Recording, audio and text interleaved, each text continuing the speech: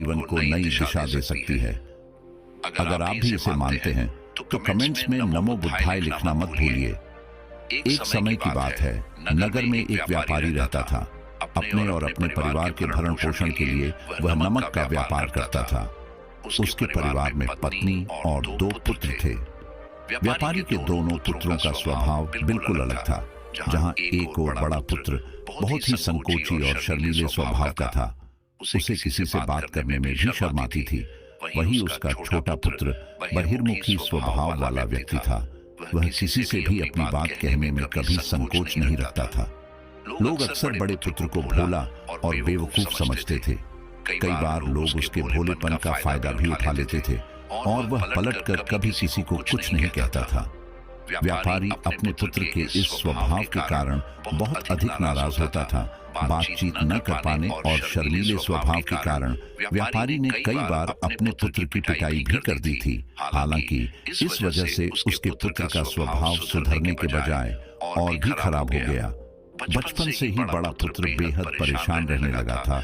उसके अंदर आत्मविश्वास की कमी हो गई थी। परीक्षा में वह आते हुए प्रश्नों के उत्तर भी अपने डर के कारण नहीं लिख पाता था। इस कारण उसकी शिक्षा भी ठीक ढंग से नहीं हो पाई। बड़ा पुत्र जब युवावस्था को प्राप्त हुआ, तब व्यापारी ने उसे अपने साथ व्यापार में हाथ बटाने को कहा। अपने पिता से डर के कारण वह व्यापार करने को तैयार हो गया, किंतु वह कई बार ऐसी गलतियां कर देता था जिससे व्यापारी बहुत अधिक नाराज हो जाता था। एक दिन व्यापारी किसी दूसरे काम के कारण शहर गया हुआ था। उस समय उसकी दुकान पर बड़ा पुत्र बैठा हुआ था। तभी कुछ लोग आए और उन्होंने बड़े पुत्र से कहा कि हमें तुम्हारे पिता ने भेजा है। उनका यह संदेश है कि इस समय दुकान में नमक की जितनी बोरियां रखी हुई है वह सब हमें दे दो। उन्होंने नमक की सभी बोरियों को शहर मंगवाया है। व्यापारी का पुत्र उनसे प्रश्न पूछने की हिम्मत जुटा ही रहा था कि वे दोनों आदमी दुकान के अंदर घुस गए और दुकान में जितनी भी नमक की बोरियां रखी थी सबको तांगे में रखा और लेकर चले गए। व्यापारी के पुत्र ने उन्हें रोकने का प्रयास किया, किंतु संकोच और शर्मीलेपन के कारण वह उन्हें कुछ कह नहीं पाया। उसने मन ही मन सोचा कि यदि मैं इन्हें नमक ले जाने से रोकूं तो पिताजी मुझ पर नाराज होंगे। कुछ समय बाद जब व्यापारी शहर से वापस आया तो खाली दुकान देखकर उसने अपने पुत्र से प्रश्न किया कि नमक की बोरियां कहां गई? यह दुकान इतना खाली खाली क्यों है? तब बड़े पुत्र ने धीमे स्वर में कहा कि कुछ लोग दुकान पर आए थे और उन्होंने मुझसे कहा कि आपने नमक की बोरियों को शहर मंगवाया है, और दुकान में से सारी बोरियों को निकाल कर लेकर चले गए। व्यापारी ने अपना सिर पीट लिया। उसने अपने पुत्र को दुकान से धक्का देते हुए कहा कि तू मूर्ख का मूर्ख ही रह जाएगा। वे लोग तुझे बेवकूफ बनाकर सारा सामान ले गए। तुमने मेरा बहुत भारी नुकसान करवा दिया। यहाँ से दूर भाग जाओ और घर वापस मत आना। यदि तुम वापस आए तो मैं तुम्हें पीट पीट कर सीधा कर दूंगा। व्यापारी का बड़ा पुत्र इस बात से बेहद दुखी हुआ। एक बार फिर उसके शर्मीले स्वभाव के कारण उसके पिता उससे और अधिक नाराज हो गए। साथ ही व्यापार में भी इतना नुकसान हो गया। उस समय नगर के सभी लोग व्यापारी के पुत्र पर हंस रहे थे और उसका मजाक बना रहे थे। उसे बहुत अधिक शर्मिंदगी महसूस हो रही थी। यही वह समय था जब उसने सोच लिया कि अब उसके जीवन में कुछ भी ठीक नहीं हो सकता है। वह सदैव मूर्ख का मूर्ख ही रह जाएगा और इस समाज में रह रहे लोगों के साथ कदम से कदम मिलाकर कभी नहीं चल पाएगा। व्यापारी का पुत्र नगर से बाहर आ गया और एक नदी के किनारे बैठकर खूब रोया। गहरे पानी को देखकर उसके मन में विचार आया कि अब उसके जीवित रहने का कोई फायदा नहीं है। उसने सोच लिया कि आज वह इस नदी में डूबकर अपने आप को समाप्त कर लेगा। असफल जीवन जीने से अच्छा है कि वह स्वयं को समाप्त कर ले। उसने जैसे ही नदी में छलांग लगाई, एक बौद्ध भिक्षु ने उसे बचा लिया और नदी से बाहर निकाल कर ले आए। व्यापारी का पुत्र बौद्ध भिक्षु पर नाराज होने लगा और कहने लगा कि तुमने मुझे क्यों बचाया? मैं इस असफल जीवन को जीना नहीं चाहता।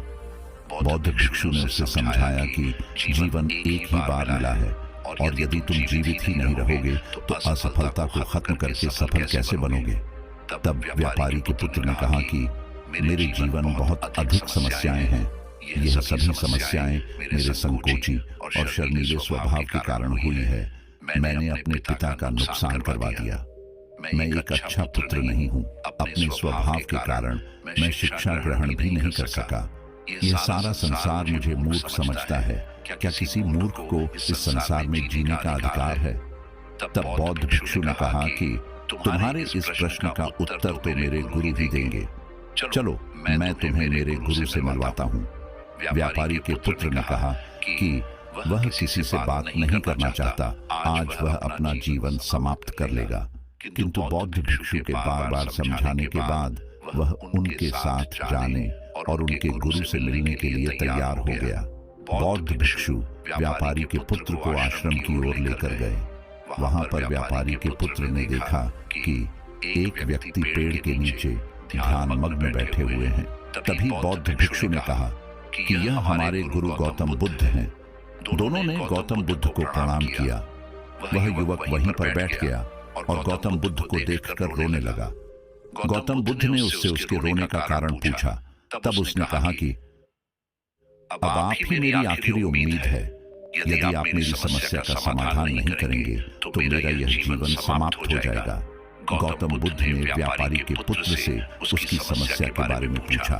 तब उसने बताया कि किस प्रकार वह बचपन से ही शर्मीले और अंतर्मुखी स्वभाव का है। इस कारण लोग उसे मूर्ख समझ लेते हैं और उसके पिता भी उससे प्रेम नहीं करते। तब गौतम बुद्ध ने युवक को शांत कराते हुए कहा कि मेरे पास तुम्हारी समस्या का समाधान है। तुम्हारा जीवन बहुत ही आसान हो सकता है। तब युवक ने कहा कि क्या सचमुच ऐसा हो सकता है? आप बहुत ही महान व्यक्तित्व प्रतीत होते हैं। आपके तो कई शिष्य हैं। हे गुरुदेव, मैं भी आपका शिष्य बनना चाहता हूँ। क्या आप मुझे अपने शिष्य के रूप में स्वीकार करेंगे? गौतम बुद्ध ने कहा कि हाँ अवश्य। युवक ने कहा कि ठीक है गुरुदेव, अब मुझे वह उपाय बताइए जिससे कि मेरा जीवन बदल जाए।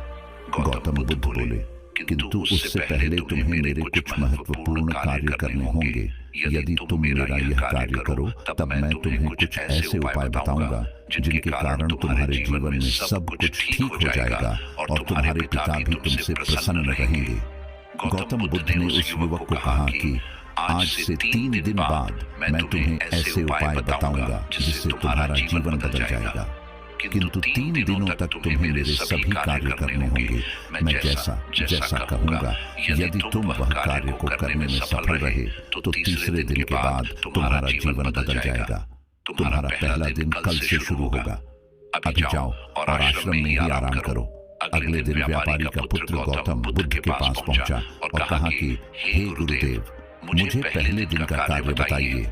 तब गौतम बुद्ध ने कहा कि आज तुम्हें 10 अजनबी व्यक्तियों से बातचीत करनी है और उनका हाल जानना है। इसका लेखा जोखा शाम तक लेकर आना।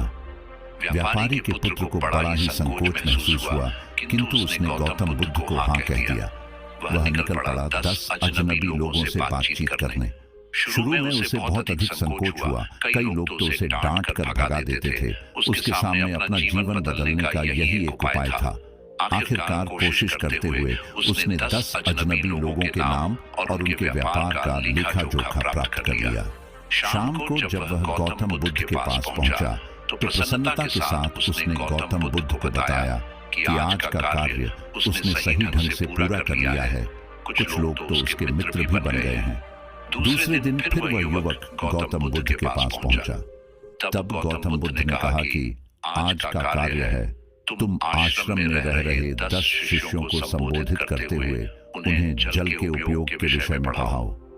गौतम बुद्ध की बात सुनकर व्यापारी का पुत्र हक्का बक्का रह गया। उसने कहा कि आप मुझसे किस प्रकार का कार्य करवा रहे हैं? मैं अपनी शिक्षा ठीक से पूरी नहीं कर पाया हूँ। मैं यह कार्य नहीं कर पाऊंगा। तब गौतम बुद्ध ने कहा कि ठीक है, तब मैं तुम्हें उपाय भी नहीं बताऊंगा। व्यापारी के पुत्र ने प्रार्थना करते हुए कहा कि आप जानते हैं मेरी शिक्षा अधूरी है, फिर मैं किस प्रकार बालकों को शिक्षा दे सकता हूँ?